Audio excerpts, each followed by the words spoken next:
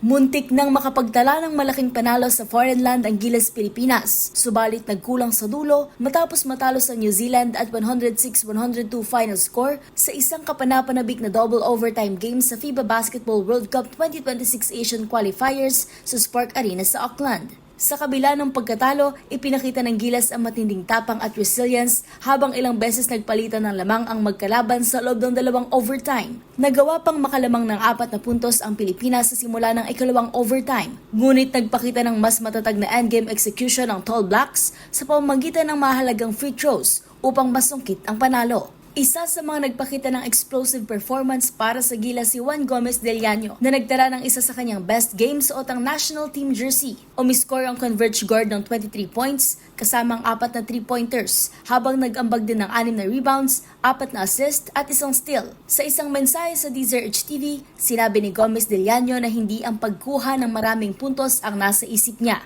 kundi ang paggawa ng tamang desisyon sa bawat posisyon. Nagtala rin ng 23 points si Kevin Kiambao habang nagdagdag sina Dwight Ramos ng 18 at Carl Tamayo ng 17 points. Nakatulong din si Justin Brownlee sa pamamagitan ng 5 puntos, 8 rebounds, 4 na assist at 3 steals. Sa kabila ng masakit na pagkatalo, naniniwala si Gomez Del Llano na pinatunayan ng Gilas na kaya nitong makipagsabayan sa mga pinakamalalakas na koponan sa rehiyon. Susunod na makakaharap ng Gilas Pilipinas ang world number 4 na Australia sa huling laro nito sa unang yugto ng qualifiers ngayong araw ng Lunes, July 6, 6:30 ng gabi. Sinabi rin ni Gomez Del Llano na kailangan tapatan ng Pilipinas ang pisikal na laro ng Boomers. Nagpasalamat din ito sa walang sawang suporta ng mga Pilipinong tagahanga.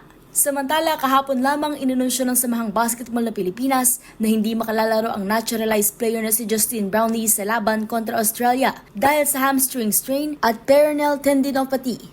At yan ang mga latest updates sa mundo ng sports. Para sa MBC TV Network News, ito si Mili Borja ng DZRH TV, una sa Pilipinas, una sa Pilipino.